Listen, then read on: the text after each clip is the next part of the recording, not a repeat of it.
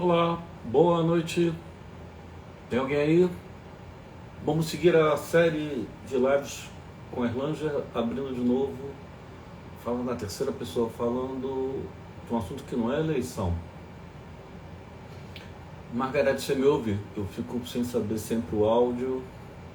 Vamos ter um assunto hoje. Oi, Cíntia. Vamos ter hoje um assunto fora de eleição. Eu estou aproveitando que ele está lançando um livro. Meu querido amigo Luigi Baricelli, sempre dando cambalhotas na sua carreira, agora está com um projeto muito interessante. Obrigado, Margareth Rezende. Lili Barret Kelly pede para solicita. Opa, esse é... O que acontece comigo? Dependemos da internet. Um tchau para Bi. Agora Lili foi. Barret. Como que você tá, Elanger? Bom te ver. Pena que não é ao vivo, mas... Você fica no Brasil até quando? Cara, aí não tenho data de volta. Ainda tem um furacão no meio disso tudo. Mas eu devo voltar em novembro. Aí então a gente vai se ver. Eu fico um pedacinho em novembro, aí depois eu volto para cá de novo. Esse furacão é o lançamento do livro ou são as eleições? O furacão é o furacão que vai passar agora, que vai passar em Tampa e em Orlando. Ah, entendi. É furacão mesmo. É furacão mesmo, aí lá. Por isso que também tem esse processo. Meu filho está voltando agora, no meio desse hurricane. Vamos ver que ele vai parar em Atlanta e talvez ele não tenha voo ainda para Orlando, mas eles vão. Eles querem. Já tá? Fazendo reserva de hotel. Ah, tá fazendo reserva de hotel lá já para eles lá. Mas é Que isso. bom. Luigi, estava falando que eu dei uma brecha, que eu estou fazendo essa sequência aqui de lives para eleição, mas eu estava muito interessado aí em falar logo sobre o seu livro, ataquei ele logo, mas aqui tem um ritual. Vejo as pessoas que eu conheço bem, começar contando sua história de vida, pai, mãe, onde você nasceu, como é que você começou? Cara, esse é um processo muito intuitivo, porque se você tem as características como criança, nada, isso aí não vai ser, artista não dá, nunca poderia saber. Você está picotando o seu áudio. Não sei se está para todo mundo ou só para mim. Quem está ouvindo aí, ele está picotando ou não? Aqui para mim tá ok. Você não sei, agora tá tá bom, agora tá bom, É, tá bom. restabeleceu. Vai. Então, é o Tava seguinte, falando aí, como você chegou ao mundo? o que acontece? A gente, assim, a cegonha foi sensacional, porque ela me botou nos lugares certos. E aí, nasci com os pais, sempre foram sensacionais. Eu tive um grande aprendizado com eles a vida inteira, e é uma coisa que é a base, que é a família. Então, eles têm 300 milhões de anos juntos, sabe, de casado. Então, essa sempre foi uma referência muito forte para mim, que é a relação da família. E nisso, foi essa a base da minha sustentação em todos os processos.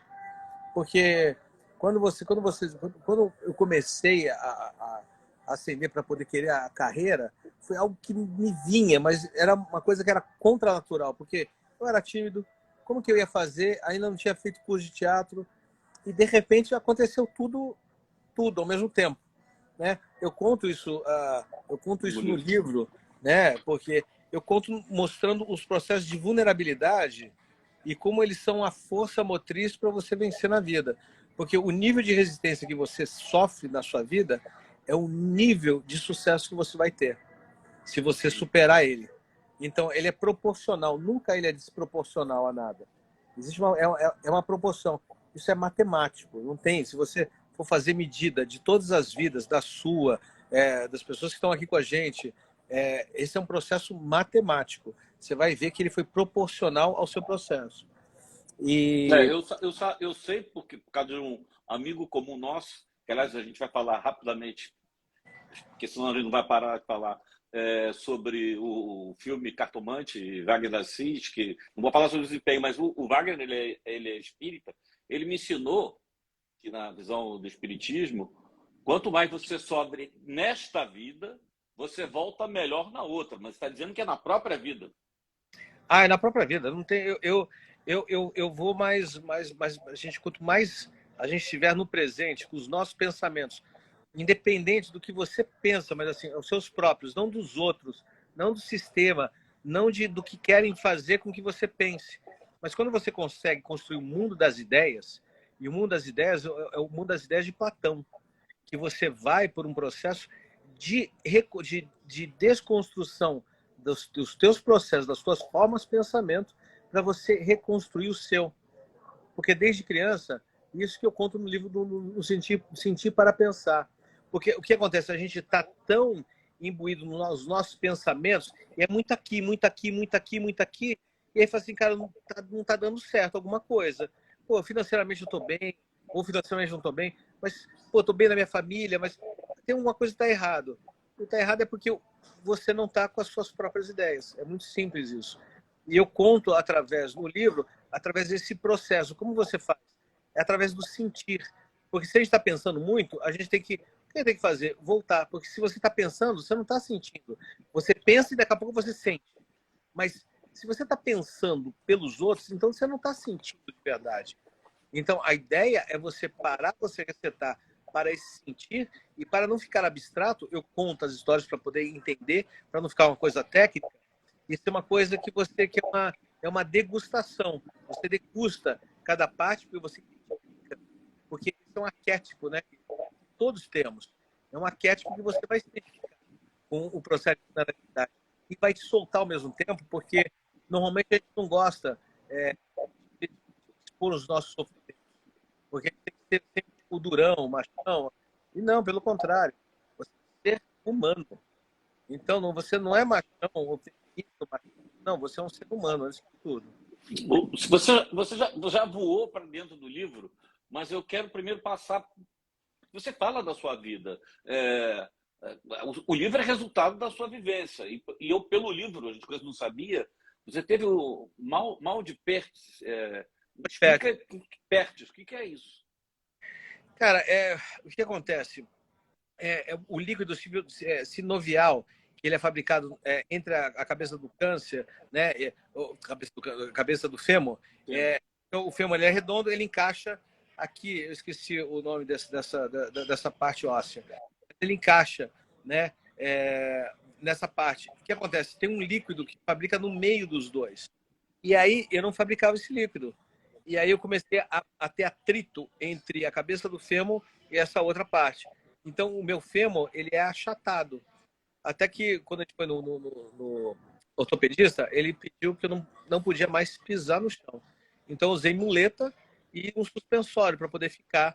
Então, com 8 anos, imagina, você vai para a escola, eu não ia para o recreio, que é a coisa mais fantástica da escola, né? Assim, é um momento de confraternização, de amizade, de brincadeira, para você relaxar, para você voltar para outra etapa mais séria. Então, eu não tive isso. Eu tinha que inventar tudo dentro da sala de aula sozinho. Então, eu criei um mundo meu para poder estar lá. E não estar sofrendo de não poder compartilhar com ninguém. Então, esse foi um processo que me ajudou muito na relação de imaginar, de criar algo. Então, eu já estava num processo de treinamento para a arte. Então, dali começa o processo. E aí, disso, conto lá no livro o que aconteceu, a cura que aconteceu de maneira incrível, da minha avó. Voltou a picotar, voltou a picotar. Voltou a picotar? Voltou. Então, voltando um pouquinho, eu conto no livro essa parte de que que minha tia, que não conversava com a minha avó, falaram de coisas, de um cara que... Mas elas eram cristãs, ferrenhas, e falaram de um espírita, de um cara que era curandeiro, né? E cara, que recebia o espírito para poder curar. Era uma coisa fora do comum, até pra gente. Meu pai olhou e falou, opa, tem duas que falaram a mesma coisa, elas não se falam, eles são cristãs, ferrenhas, estão falando de uma coisa, eu vou conhecer. Procurar essa pessoa. Aí vou. Ele chegava às 5 horas da manhã, aí era atendido 8 horas da noite, de tanta gente que tinha. E no dia que eu fui curado, ele pegou a muleta e falou, joga. A minha perna era, putz, era um frangalho de musculatura. Eu falei, não consigo andar, vou precisar. Aí eu falou, não, você não vai. Eu falei, eu vou. Não, você não vai. Eu falei, caramba. Aí eu pisava, não conseguia. Ele falou, você vai pisar, você vai fazer, você vai agora, assim, dessa maneira. Você não vai levar a muleta. E aí não levei a muleta. e saí, cara, e saí andando. Uma sessão? Não, Sessão? 3. Foram 3. Ah. Então foram 3 vezes que eu fui lá. E no dia que eu tive essa cura, uma menina passou a enxergar. Caramba. Uma menina cega, é. Então tinha umas coisas assim que eram meio bem sobrenaturais mesmo. Então eu comecei a ter uma percepção diferente da própria existência. Então ali eu já não estava mais julgando, porque eu julgava até o próprio catolicismo, porque pelas escrituras, pelo ensinamento de Cristo, é o amor, né? Buda vem antes para ensinar que iluminação é igual exercício. Você exercita, é igual se você não exercitar o músculo cai. A espiritualidade, a iluminação é a mesma coisa, a espiritualidade. E aí o que acontece? Depois vem um cara que vem, o Messias, e vem e fala, vou resumir tudo que todo mundo já falou. Vou resumir numa única palavra, amor. Uhum. Aí o cara morre e ninguém entendeu nada ainda. É esse processo. Então tinha uma coisa muito do cristianismo, que quando você pega e você fala de amor, cara, como é que a igreja entra e mata em nome de Cristo, você entende? Mesmo que era contra. Então, para mim, não fazia sentido, era um bloqueio muito forte. Até que eu tive uma revelação, quando eu fui para o Vaticano, eu tinha uma resistência muito grande. Falei, nossa, aí foi a dificuldade. Mas quando eu vi a Pietà, eu entrei em prantos. E aí eu vi que a simbologia da arte, como a arte ela influencia. Porque toda instituição, ela é sucesso, ela tem uma base sólida construída no bem. Todas, independente. Então é isso, é o funcionamento do que é. Então, quando eu entendi isso, fiquei aliviado. Aí Cristo para mim começou a fazer sentido. E aí as outras religiões também começaram a fazer sentido para mim, a essência dela. Aí eu tinha um problema com a relação do dogma, que hoje está resolvido também. Porque às vezes as pessoas precisam passar por essa experiência do dogma. E está tudo bem.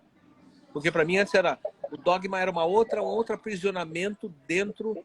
Você tirava a pessoa de uma prisão e botava ela na outra. Mas eu vejo que ela consegue fazer uma passagem e melhorar. Só dessa melhora, isso já valeu a pena. Então eu não tenho questionamento mais sobre a relação do dogma. Eu batia muito forte com o negócio do dogma. Então, para mim, é ok, não tem problema nenhum. E no seu tempo as pessoas vão evoluindo no que elas precisam e elas se identificam com aquilo. Entende? Então tá tudo certo. Porque nem Buda nem Cristo queriam uma religião. Na verdade, era um processo muito mais de parábolas, de conversa, de ensinamento e prática, né? Em que você se libertava por você mesmo. Você não precisava ficar dependente. Então, não tem jeito, você está avançando logo para a sua concepção de vida que você está tendo agora. Eu vou puxar para trás. Puxa, por favor. Porque eu quero falar sobre. Tem que passar pela carreira. Mas agora eu vou puxar para trás, mas antes quero ser. É isso que você quer falar, que eu fiquei muito curioso em entender o que você chama de espiritualidade na prática. É isso que você está falando? Assim, é existência na prática. Porque quando você fala de espiritualidade, você dá uma denominação e parece que está fora. Mas é todo um processo. A gente está num campo de sobrevivência, de existência e do absoluto. O absoluto é quase você não alcança ele pela sua mente. Você alcança ele pelos seus sentidos. É só isso, não tem como alcançar, porque é incognoscível querer entender Deus, o Criador, ou a pessoa que entende que é o universo, o Pai. É incognoscível, é impossível, não tem como. Então o que acontece? Você deve sentir esse. O que é o absoluto? É o amor. Essa é a frequência de toda existência. Simples assim. Quando você fala, eu vou na carreira, que eu não vou deixar passar isso não. Mas quando você fala em amor, eu até tinha assim, amor. O amor é no sentido, você tem amor da paixão por um homem ou uma mulher, um homem com homem, mulher com mulher, a paixão, digamos, humana. Mas o amor que você fala é no sentido do amor fraterno, da fraternidade. Que amor é esse? Existe. Amor é amor. Você tem diferença de intensidade. Amar o próximo, é isso? Amar a si mesmo? Ou é tudo? É tudo isso. O que acontece? Existe um processo que, se você não se ama, você não vai conseguir amar o outro. Não tem. Mas o que é o amor? Aquilo que aquece meu peito. aquilo que não estoura a minha cabeça, que me deixa louco, eu preciso daquilo, eu preciso dela, eu preciso dele, eu preciso disso, não é isso, é paixão. A paixão ela é dual, o amor ela não é. O amor ele não tem o seu oposto. Quando fala assim amor e ódio, não é isso, não é amor e ódio, é amor. Então, o amor da construção está tudo. E tem o amor ágape, que aí é acima, que é o amor absoluto, sobre tudo e todas as coisas. Mas o que acontece? Tem a relação, quando eu digo amor, o que é o amor? É aquilo que você não julga. Você não julga, você só está. Entendeu? Por exemplo, a Andréa passou todos os processos da minha vida e ela, pelo amor dela, ela supera todas as nossas passagens e ela me ensinou o que é o amor.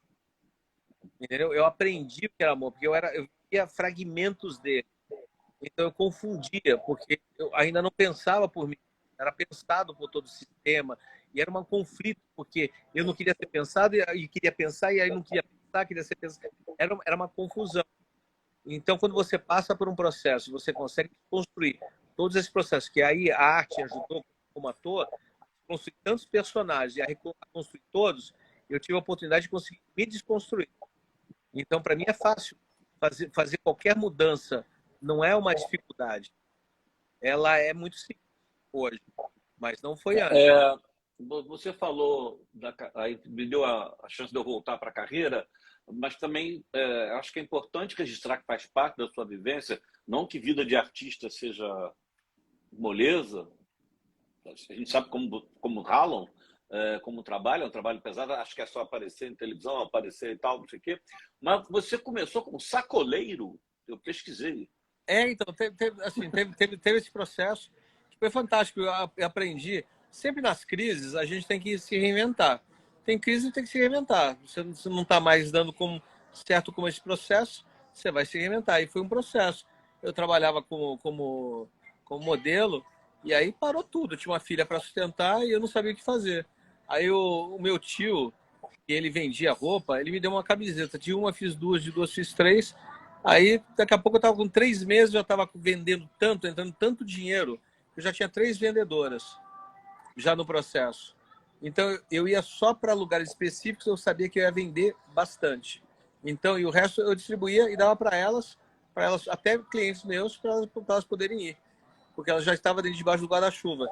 E aí, depois eu só não consegui crescer mais isso, porque aí eu já entrei de novo na televisão. Quer dizer, entrei de novo. Aí eu saí do modelo, entrei para a televisão, e aí depois... Você estourou, foi com o Guarani, não foi então Manchete? Foi uma assim, apresentação para grande televisão foi lá, mas antes o primeiro trabalho foi os Domênicos, o Geraldo Vietri na Tupi. Na Tupi não, no Zácaro, que era da Record. Ele produzia produção independente. Naquela época eu já participei, eu comecei participando de uma produção independente em 1980 e alguma coisa, não sei te dizer agora.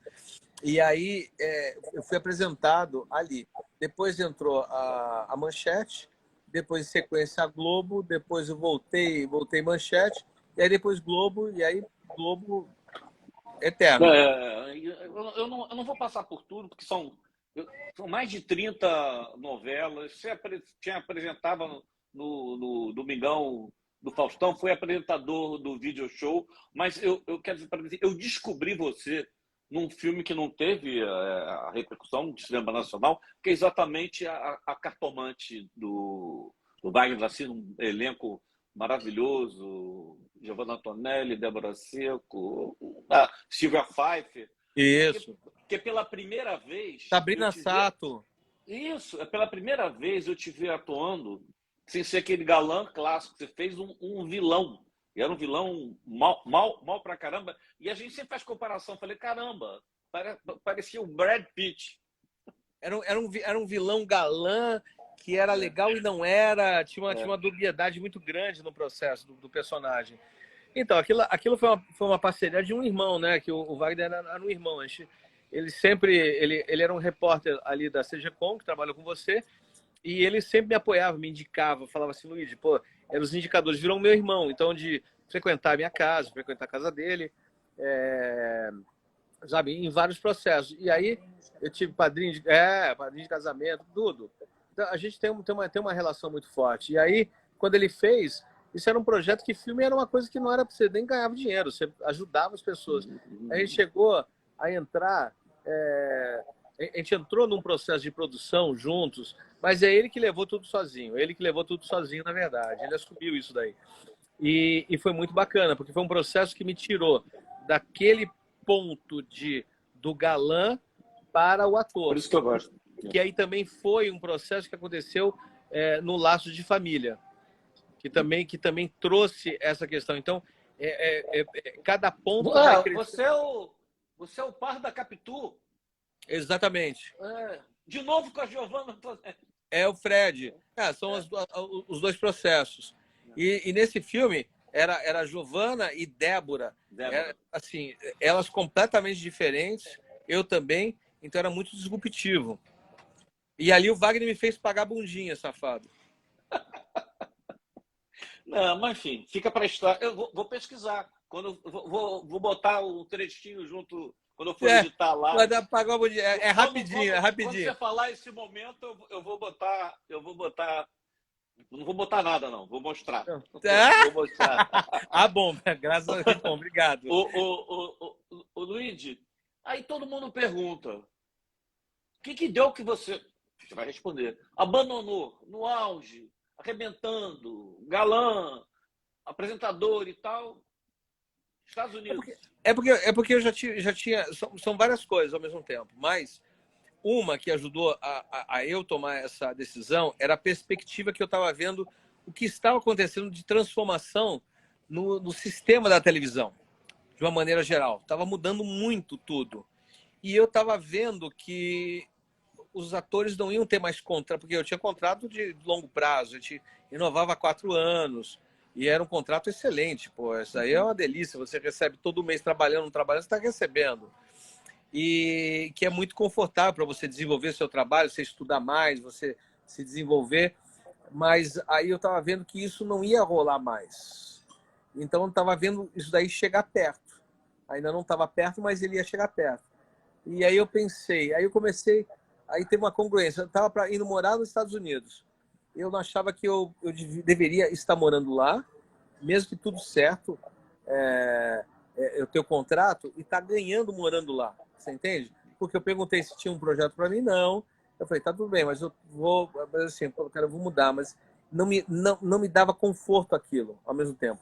Não me dava conforto, saber que eu não tinha projeto e aí não ter também e estar recebendo. Me dava uma sensação meio estranha.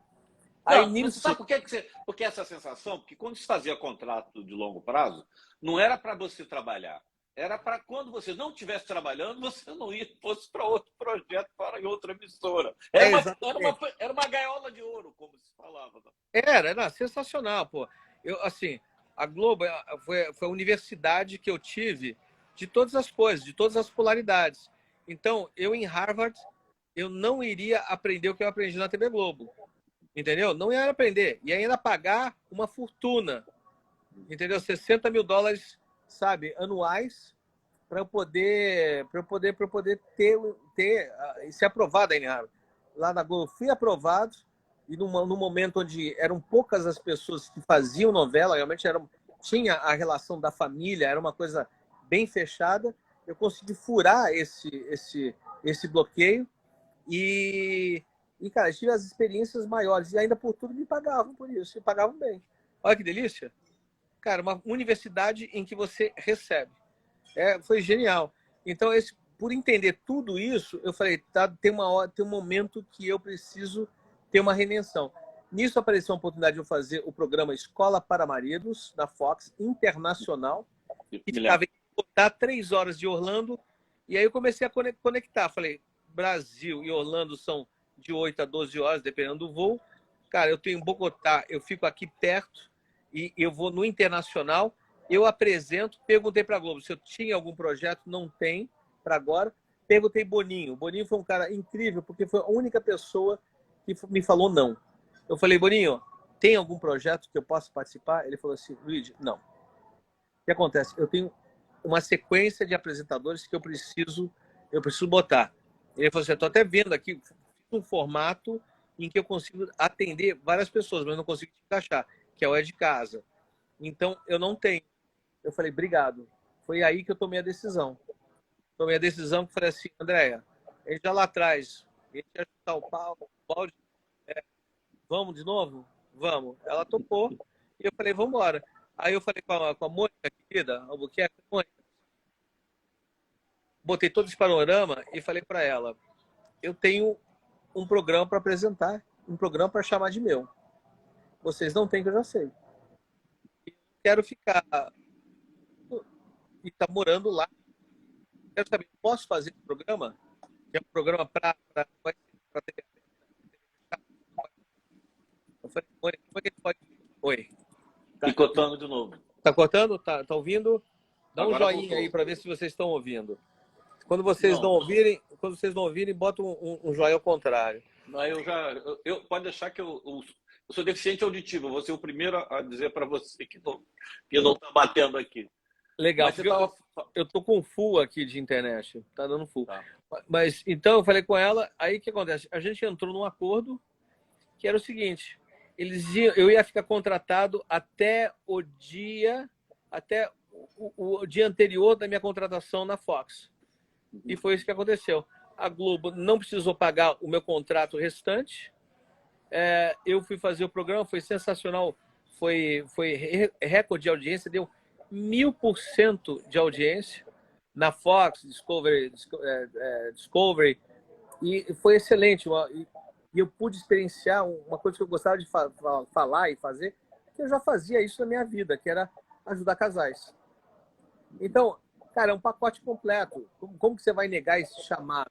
Eu não podia, mas eu tinha que ter coragem de falar qual é a coragem? Eu vi todo o panorama, vi o que ia acontecer na frente. Eu falei, eu não vou postergar isso. Então, eu saio na alta, de uma maneira fantástica, e foi tudo certo. A Globo pagou tudo direitinho. E quando deu um problema no negócio de um papel assinado do Fundo de Garantia, eu estava na Barra, era tudo resolvido lá no Jardim Botânico. Eu falei para ele, Luiz, não tem problema, eu estou mandando um motoboy agora. Eu falei, obrigado. Assim, com todo respeito, nunca tive um atraso no meu pagamento. Eu só tive, assim, só fui valorizado sempre, porque eu me valorizei também.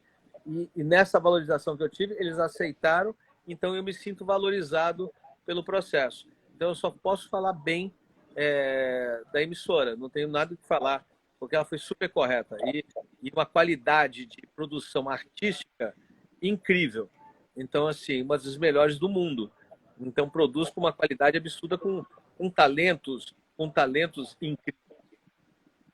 Eu também trabalhei lá, é uma casa muito correta do ponto de vista trabalhista, também não tenho queixa nenhuma. Você tem uma pegada também de empreendedor, ou estou errado no princípio, quando chegou nos Estados Unidos, você não chegou, tenho medo de usar a expressão, mas tem uma Lava Jato, mas não a Lava Jato do Moro, a Lava Jato original. Você não tinha uma empresa de lavagem de carro? Não, eu sempre tive vontade, porque eu adorava isso, porque era uma coisa gostosa. Eu gosto de carro, eu gosto de carro limpo, né? Mas eu tenho alguma coisa na minha memória disso, alguma coisa teve. Não, eu não tive do Lava Rápido, teve uma história no livro, que era um vizinho meu no Leblon Flat Service, que eu morava ali do lado do shopping, Shopping Leblon. É Shopping Leblon. E aí eu encontrava com ele, o cara super engraçado, tudo. Eu via ele sempre lavando o carro dele todos os dias. Eu falei, caraca, isso aí é demais, porque eu também não faço isso. E aí eu ia muito para a Cinédia, então eu não lavava o carro com frequência, porque ia sujar no dia seguinte. Então eu pegava no momento em que eu não ia ficar uns 2, 3 dias sem ir na Cinédia, porque a Cinédia era ainda estrada de terra. Então pegava, ficava todo. Aí eu ficava e deixava o carro. Aí chegava no final de semana e lavava. Né? Aí um dia eu acordei, peguei o carro, tá tudo limpo. Eu falei, que isso? Aí eu fui agradecer o segurança, que deve ter. Ele falou, não fui eu não, foi o seu Paulo. Eu falei, tá de sacanagem. Aí no dia seguinte eu falei, Paulo, você tá louco de lavar meu carro? Ele falou, não, você é porco, né? Você é muito porco. Não aguento ver aquele carro sujo. Esse carro não merece isso. Entendeu? Não é o que você merece, é o que o carro merece. Aí ele começou, aí nunca mais parou, ele começou a pegar o meu carro para limpar todos os dias. Virou um paizão ali no Leblon. Então, assim, Mas eu tem estou várias histórias. viajando, você chegou a ter um negócio disso nos Estados Unidos? Não tive, não tive. Eu sempre tive uma ideia. O que eu tenho nos Estados Unidos é uma plataforma que eu fiz investimento, é uma plataforma que gera vistos automático. Quer dizer, gera o formulário para você apresentar os vistos, toda a papelada para a imigração. Então, isso tem 100%, 100% online de visto de turista, visto de trabalho, agora vistos de permanência, de trabalho por especialidade, aí é outra coisa. Aí você tem 80-20, 50-50, e que é esse investimento que cresceu virou uma empresa muito grande, que deve ser vendida agora. Vamos. Não, tem que perguntar, tá todo mundo perguntando assim. Você tem saudade, quer voltar para a carreira artística? Cara, eu sempre tive da carreira artística. Aqui é É. um processo artístico, não muda. Muda o processo da novela. Mas a partir do momento que você faz um personagem como Jesus Cristo, qual é o outro personagem que você vai fazer e que te movimenta de maneira que você fala assim, caraca, isso é um desafio. O desafio foi fazer Jesus Cristo, cara. Esse foi. Um brasileiro no Brasil, um ator da Globo que é galã fazendo Jesus Cristo. Eu podia ter sido crucificado. Eu achei que ia ser crucificado também. Só fui crucificado na tela. Porque eu recebi uma crítica excelente da Folha de São Paulo. Como uma das cenas mais lindas de crucificação do cinema. E que até eles tiveram que reduzir por causa do sofrimento que estava muito, muito real. Se a Folha elogiou, para a Folha elogiar alguma coisa, é difícil. Então, assim, e naquela época ainda, né? Então, assim, foi muito bacana, porque você fala assim, pô, eu ser elogiado com um processo, ser o galã da Globo, né? E até no processo, quando eu entrei no filme, eu não sabia, porque eu não vejo isso. Tinha uma reticência do Luigi estar fazendo, fez o Fred, de Laje de Família, que mesmo ali o pessoal, pô, Luigi, você é ator do lado do Moscou. Eu falei assim, cara, Luigi, foi impressionante, eu me emocionei com você. E o Edu sempre foi um cara top, né? Então, para mim, era uma boa referência. E todas as pessoas em volta recebiam 10, aquelas coisas. Mas mesmo assim, o pessoal do cinema tinha um certo preconceito comigo. Aí depois que eu fiz uma cena da Cruz, né, da Via Cruz, o pessoal o diretor de fotografia, cara, eu vim falar aqui em nome da equipe. Eu queria pedir desculpas para você, porque a gente foi super preconceituoso em relação a você ser um artista de televisão e não de cinema. E cara, queria te agradecer o seu trabalho. Falei, cara, que honra, obrigado. Mas isso foram vocês que viram, eu não vejo isso. Não vejo você um diretor de fotografia de cinema ou de televisão. Você é um diretor de fotografia. Tinha um preconceito muito grande com televisão e cinema. O streaming está acabando com essa bobagem. É audiovisual. É audiovisual, é outra história. E aí porque são transformações que vão acontecendo. É porque quando você está no meio, você quer preservar aquilo, a essência, né? E lógico que quando você quebra um processo, nem tudo é essência, mas tem muitos periféricos. E aí eu acho engraçadíssimo quando eu vejo Spielberg dizendo que a academia jamais vai aceitar filmes produzidos digitalmente, a película. Ele começou na televisão, né? Exato. Começou na televisão, uma bobagem. Então, assim, são processos que você acaba ficando preso no sistema e você quer manter o seu status quo. E não tem como. Então, não dá para manter o status quo. Fica sempre aberto, novo. É uma coisa legal. Oi, tá ouvindo? Tá ouvindo? Agora tô. Tá. Ele está falando que era uma coisa meio corporativista, né? Mas prevalece o interesse do público, é arte. Isso é uma bobagem. Vamos lá. E a elevação do espírito. A arte é para a elevação do espírito, certo? É uma elevação para o sublime. É verdade. Estava aí a ministra Carmen Lúcia falar no Supremo é complexo. Eu nunca apanhei tanto, só para repetir. Ela falar que a arte, mas ela falou mais do que a arte redime o homem. A arte é a salvação da humanidade. E eu acho que tem muito a ver, até porque se você a gente vai chegar na religião, a maneira como ela se expressa de uma maneira mais emocionante, você estava falando, né, da Pietà, né? É a arte. A música sacra, pintura É porque sacra, acontece, todas essas construções, elas são construções na mente, no imaterial, não é numa mente imaterial. Você projeta isso, você recebe isso. Então, quando você pega e você recebe isso, o que acontece? Principalmente os escultores, eles não veem um bloco de pedra, eles veem já um anjo e vão esculpir, vão limpando aquele anjo.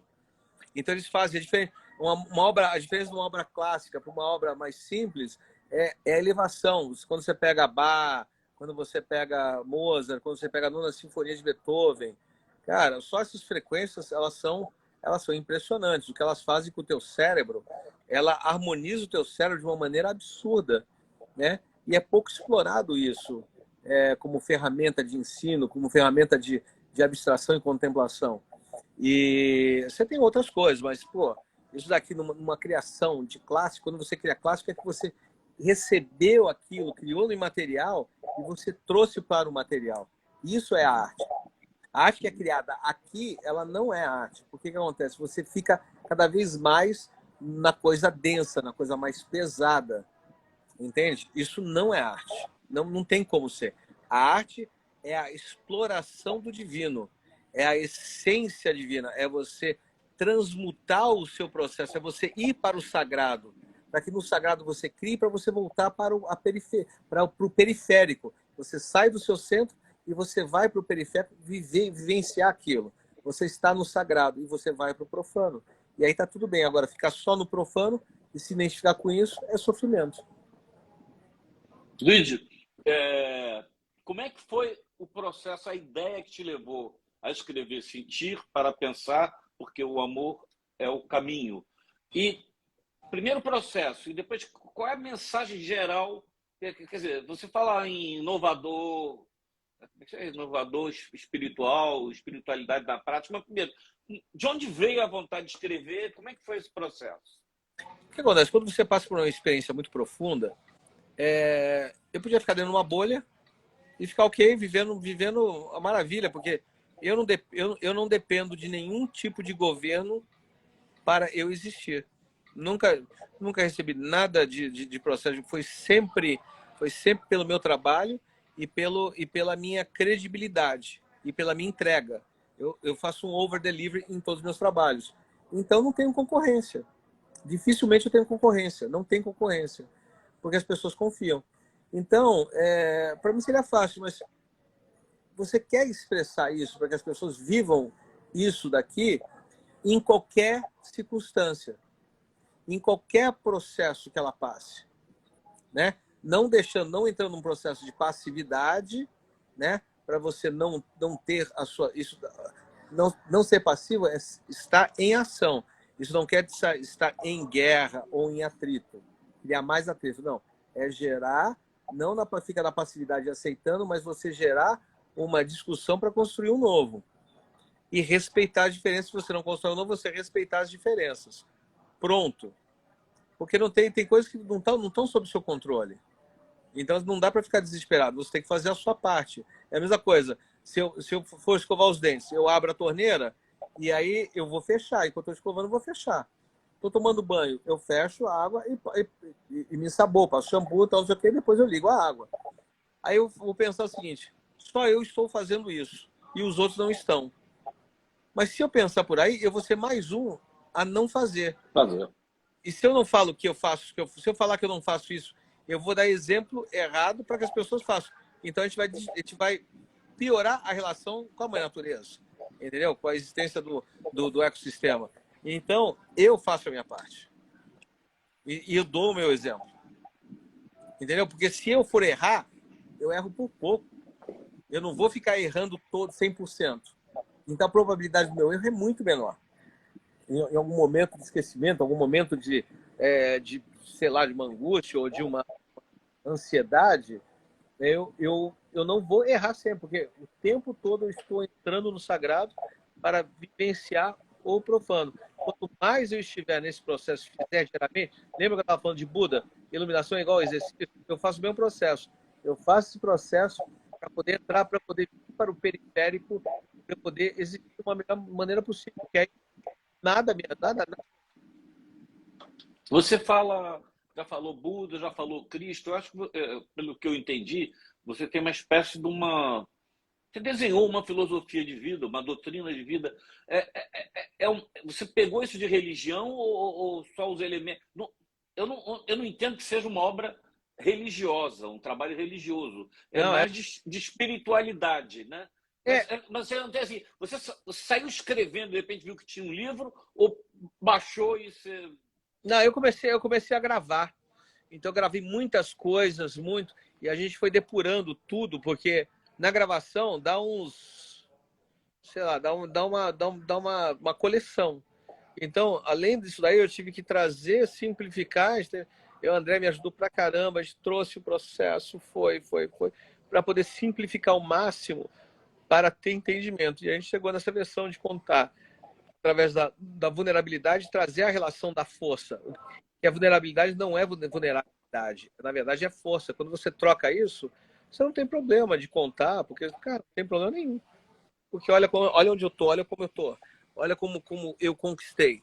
Não tem, eu não errei, entendeu? Eu fiz um processo que eu sou vencedor, que é Vencer Dores, que é o próximo, o projeto da Andrea no livro, Vencer Dores. Então, porque ela teve, e a única pessoa, por isso que o nosso trabalho junto é, é, é, é, a, a reorganização familiar, a reestruturação da família, do matrimônio.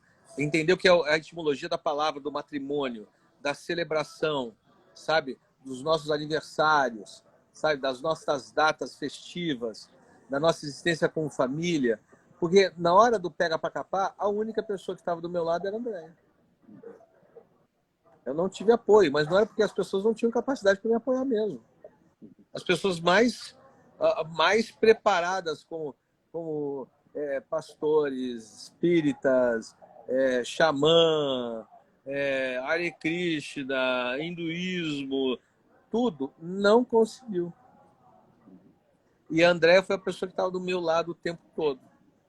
Então, por isso que a gente tem um significado muito grande, porque eu passei, eu sei o que é isso, e vou falar. Eu entendo o que é a família. Eu sei o que é família. Eu vivo 30 anos com o André, no meio artístico, que não é fácil. Né? As pessoas se confundem muito com várias coisas. E tem ainda mais aquela coisa do homem, do macho, né? Alfa, pegador.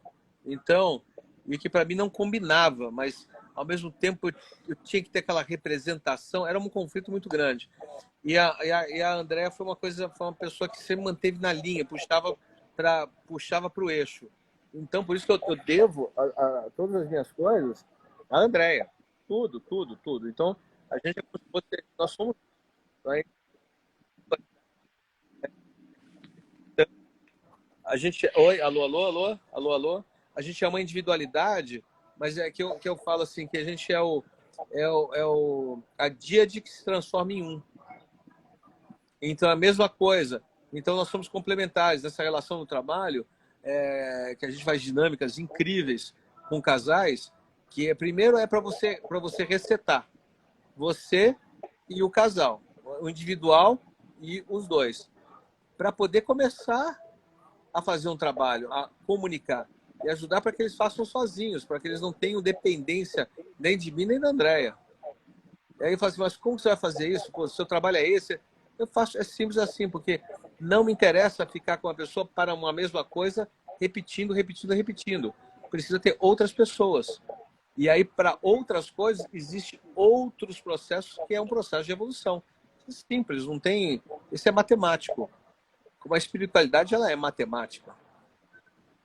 E antes Luiz, disso, eu separei duas cascas de banana. Você vê que eu li o livro, que não são contradições. Eu queria que você explicasse melhor. Você fala, você, eu, todos nós vivemos para realizar, criar e viver experiências mais extraordinárias da vida.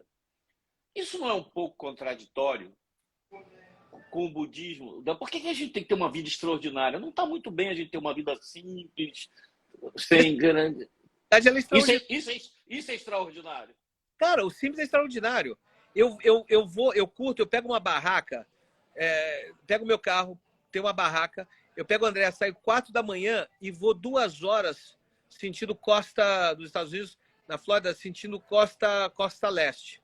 Eu vejo, monto a barraca, vejo o nascer do sol, a gente fica naquela praia, eu trabalho, depois eu pego de umas 9 horas, depois de fazer exercício, pego de umas 9 horas, começo a trabalhar, aí eu pego, encerro mais ou menos meio-dia, a gente vai almoçar, aí eu vou para outra costa com a mesma barraca. Ou eu pego e fico no Four Seasons ou no Ritz-Carlton. Você entende? Isso é extraordinário, saber aproveitar todas as situações possíveis e você constrói. Não é porque eu gosto de uma, eu não posso gostar de outra. Entendeu? Essa é uma relação que não é extraordinária. Se você pode, você faz. Se você não pode, você não faz. E se eu não posso, eu faço com a barraca.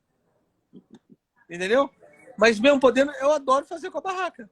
Boto lá, monto, faço, levo frutas, levo babaganuche que eu adoro, eu levo o hummus, cenourinha, sabe? Só coisa gostosa, saudável, frutas, água, suco, água de coco. Então, assim, a gente faz um processo nós, imagina, fazer um piquenique de café da manhã no nascer do sol. A importância do ciclo do nascimento e que os incas são sensacionais, os filhos do sol. Se a gente entendesse a simbologia do sol, nossa, a gente tinha uma mudança absurda na consciência humana. Não, Só eu por isso. imaginava a resposta, como também imagino a próxima, mas eu vou fazer. A maior parte da população do mundo, do Brasil, qualquer lugar, você tem grandes problemas de natureza material, recursos materiais. Você acha que quem tem problema de recursos material, de sobrevivência, pode estar preocupado em ter ganho espiritual, que não seja a religião tradicional e tal? Cara, olha, isso daí está na filosofia. Eu vou te contar uma história para poder entender, porque não dá para dar a fórmula para cada pessoa, porque cada pessoa tem que passar Claro, por um claro. processo. Mas vamos lá. A gente teve o Alexandre o grande conquistador, né? Ele é marcado nos livros de história, todo mundo relembra, passa séculos e séculos, você lembra de Alexandre o Grande. Mas nós temos também um cara que é pouco lembrado e pouco sabido, que é o Diógenes, que é um filósofo que ele fazia parte dos cínicos, que não era nada de cínico, eles eram conhecidos como cachorros vira-latas.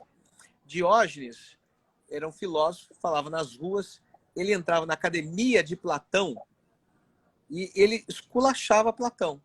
E Platão, por muitas vezes, ele mudava até o conceito que ele fazia, porque ele era provocador. Esse cara vivia na rua, numa barrica de madeira.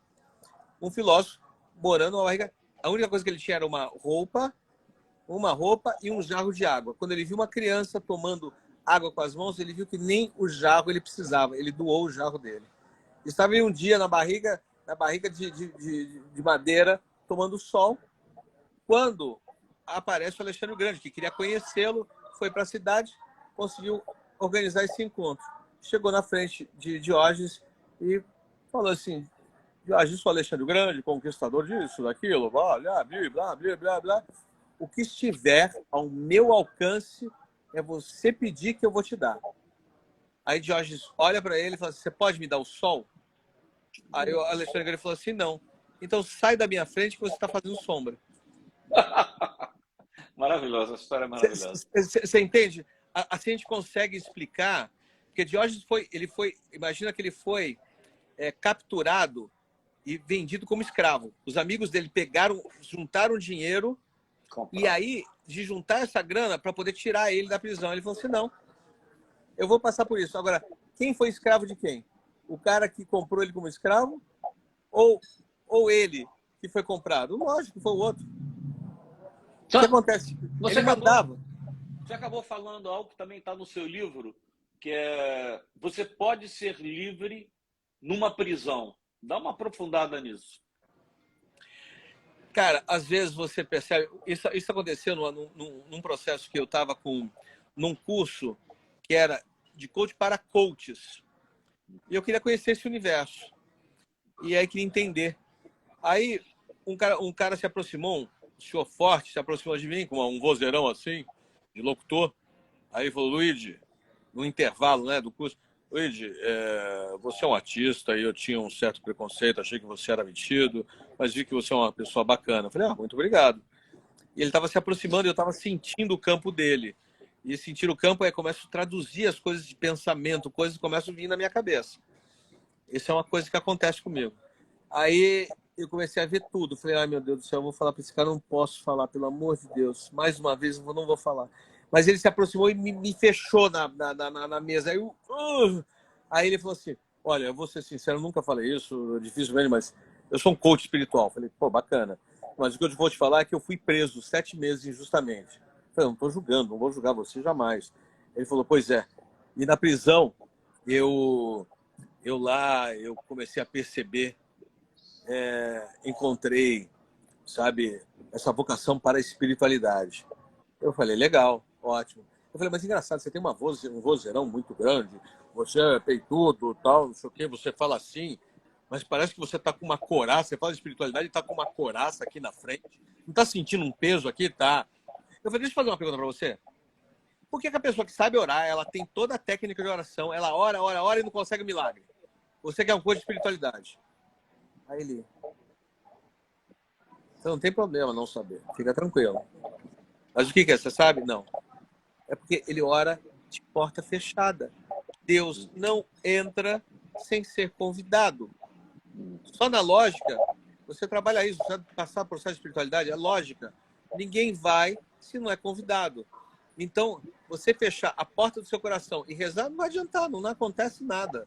Porque é só mental, não é de sensação, não é sensação do seu coração, sabe, do seu peito, que arde, que aquece. Aí eu falei assim: vem cá, quem sabe a sua prisão não foi a liberdade, e você estava preso fora e lá você estava em liberdade. Eu falei assim: quem sabe você não é a pessoa que ora de porta fechada. Cara, e saí. Eu não aguentava porque estava com muita coisa. Aí ele chegou, depois de um tempo, aí passaram várias horas, eu fui subir para o jantar, uma escadaria, aí encontrei com ele lá. Aí ele falou assim, até desculpa a palavra, que eu vou repetir o que ele falou: Luigi, você me fudeu.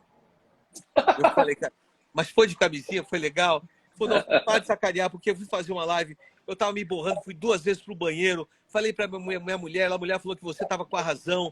Cara, mas também, quando eu fui, eu consegui fazer uma live como eu nunca fiz na minha vida, foi libertador. Eu não sei se você é bruxo, se você é mago, se você é um anjo, o que você é, mas eu tô transformado naquela conversa que a gente falou. Eu falei: legal. Ele até fez uma homenagem depois no final do curso para mim. Então, assim, todas essas coisas, quando eu explico que a relação, mesmo que é o Diógenes, mesmo escravo, ele estava liberto. Esse cara não percebeu que ele, dentro do presídio, ele estava em liberdade. E que não é uma questão geográfica, é uma questão interna sua, de percepção. Só isso. Luigi, vou fazer uma pergunta até para o coach, que é o seguinte: você fala, conecte com a vida interna. Vê que eu li o livro direitinho, conecte com a vida interna. Primeiro, é uma técnica parecida com meditação? Porque se for uma técnica parecida com meditação, eu vou dizer por que eu fui para a meditação. Porque eu passei por vários psicanalistas que falavam: Erlange, procure não pensar, você pensa muito, você pensa muito. Você meio que sugere um exercício de pensamento, quando muitas vezes você tem o repouso, a calma, no não pensar. Então, quando você fala a vida interna é pensar, não pensar, é como uma meditação? Tudo é mente, tá? Tudo é mente, mas existe, por exemplo, você tem o seu eu lógico, você tem o seu subconsciente, você tem o inconsciente, que é o eu superior. Só aí você tem 3 formas de mentes. Uma que é programada e uma que traz essa programação automática e você fica automatizado a fazer coisas. Outra é a tua mente lógica que responde a isso. E tem uma outra mente que é você, real, em todas as circunstâncias de existência, que é a sua alma, que é o seu eu superior. Então, quando eu falo assim, é você voltar para dentro de você, usando nessa reconexão com esses 3 eus. Que é muito difícil a gente entender o que é isso. E lógico que quando você concentra, por exemplo, eu não uso o termo meditar, por quê? Eu uso respirar, porque você fala meditação, muita gente, se falasse meditação lá no bicho para capar, quando você estava ali no jornalismo, respondendo, Jornal Nacional, pegando. Não, para, Luiz, pelo amor de Deus, não vai ser louco, não vai me botar para. Eu não vou fazer isso, eu não sei fazer isso. E hoje você faz bacana. O que eu falo para você, Elange, lá de trás, e para as pessoas que a maioria ela está assim, é respirar. Faz 3 respirações com 5 segundos de inalação e exalação. Você já Mas tem uma... pranayama ou normal? Não, normal. Assim, ó. 5 e solta. E aí a respiração diafragmal, que é a verdadeira respiração, que é a respiração do cantor de ópera, dos cantores. Quando você respira no peito, você esforça. Quando você faz aqui, você está usando o teu campo energético, todo o poder, com muito mais leveza e mais potência. Então você faz esse trabalho, só esse trabalho de reconexão, de conexão, ele é fantástico, que aí você já está, que é o campo do sagrado, que é o mundo das ideias, que ela está no inconsciente coletivo, porque muita gente não percebe, mas às vezes surge uma ideia do nada, é uma ideia que está ali voando, que já foi criada. Ela está ali e você pegou. A grande diferença é de quem realiza ela primeiro. Entendeu? Muita gente vai falar assim, putz, eu tiro aquela ideia, mas aquela pessoa, meu amigo fez. Pô, cara, que sacanagem, ele roubou minha ideia. Não, ele só realizou aquilo que você não fez. Entendeu? Essa que é a diferença da realização, porque não foi sua, ela foi criada no inconsciente coletivo. Você pega. O grande problema do inconsciente coletivo é que você pode captar coisas que não são legais. E aí vira uma... É igual, assim, quando você vê uma novela, o galã, os homens começam a usar a roupa dele, perde a sua própria identidade e começa a virar uma frequência, né? A roupa, o cabelo, a forma de falar, né? Os ícones trazem essa percepção. Mas isso você deixa de ser você, da sua essência. Acabou. Porque isso vem do inconsciente coletivo, que todo mundo idealiza uma pessoa sem ser ela, uma outra, porque a outra é melhor do que eu. Entendeu? Então, quando você pega, você entende quem é você. Tanto aqui na antiga Grécia, ninguém dava um personagem denso para quem não sabia quem era ele. Então, isso era uma coisa que não acontece hoje. Você dá um personagem para o Larry Richard do Coringa, ele não aguentou a pressão, se matou. É porque é tão complexo, tão louco, e ele entende que a humanidade parece que não tem solução naquela visão, e ele não vai conseguir matar, ele não vai conseguir ser o Coringa na vida real, e acabou o filme, você não aguenta, porque você não pode fazer mais nada que o Coringa faz. Porque a realidade é outra. E aí você não aguenta. E como você não sabe quem é você se aprofundou tanto naquele personagem que você não consegue voltar, porque a única solução para você é se matar. E o cara vai se matar. É uma doideira isso. Eu não resisto, Luigi. Você falou que a André, eu sei que ela é uma parceirona, uma mulher incrível. Ela é parceira também nos seus cortes de cabelo, ela gosta ou ela...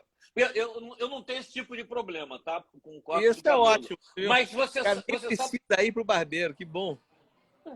Não, mas assim, os cortes têm a ver também com esse teu reposicionamento da vida? Sim. É só uma expressão. Só que ela tem uma simbologia, um significado para cada momento. Então, o que acontece? Hoje, eu não estou com aquelas tranças... Você cortou no Brasil, né? Eu botei aqui no Brasil. E estava com uma barba mais... o pessoal achava que era viking, mas tinha uma coisa muito mais a ver com Confúcio do que qualquer outra coisa. Então, tem sempre um significado. A trança, porque é a tríade, é o 369 de Tesla, são os números da relação da existência. A gente tem esses 3 números e entende a existência. Simples assim. E aí o que acontece? Quando você faz a tríade, o Pai, Filho e Espírito Santo. A tríade é a base do triângulo que você quer, o 369, que é o perdão, gratidão e amor. É a purificação no perdão, é a semeação na gratidão e a edificação no amor. Projeto futuro, tem alguma coisa engatilhada? Não, já tem várias coisas. Agora, por exemplo, eu vou começar a fazer um roadshow com um livro, com a sequência de palestras que tem a ver com o livro. E aí vão ter vários lançamentos em vários lugares que a gente está criando para que a gente possa trazer essa mensagem, conseguir com a editora que ela está doando o lucro dela para qualquer evento que eu faça beneficente. Então, a gente vai trabalhar isso de uma maneira assim, muito focada. E aí o meu trabalho com a Andrea, que é um trabalho que a gente deve lançar aí o ano que vem, que é online, mas nesse ano deve ter alguma coisa presencial. A gente está vendo se vai, porque a gente vai fazer isso por demanda de mercado mesmo, né? A gente vai específico para poder ser assertivo, porque que você está precisando. Porque às vezes a pessoa ela sabe que ela está precisando, ele vai fazer isso. E aí depois a gente amplia outras coisas que elas não têm percepção do que elas estão precisando realmente. Então, assim, esse é o trabalho dessas dinâmicas, desse curso online, das próprias mentorias. Então, porque eu acredito que você restituindo a família, você restitui. Porque na individualidade, vou dar um exemplo, eu trabalho você, eu não trabalho a sua esposa. Você trabalha só no individual e não tem os dois, não tem eficácia, tanta eficácia. Então, quando você trabalha os dois, o relacionamento, e não sou eu que vou trabalhar, é você através das dinâmicas. Entendeu? Tem coisas que eu facilito, ajudo, só isso. A gente ajuda nas percepções, uma conversa, em dinâmicas, e aí você vai sentir um amor que nunca você experienciou. Através simplesmente de uma dinâmica você já tem isso, que é da respiração. Você viu? Tudo é respiração. Então, quando você muda essa frequência, você se liberta, porque tem muitas coisas presas dentro da gente, emoções que não foram expressas. E elas ficam contidas. Isso te gera tensão. E quando você tira essa tensão, é igual panela de pressão, tá aí para estourar. Fica lá.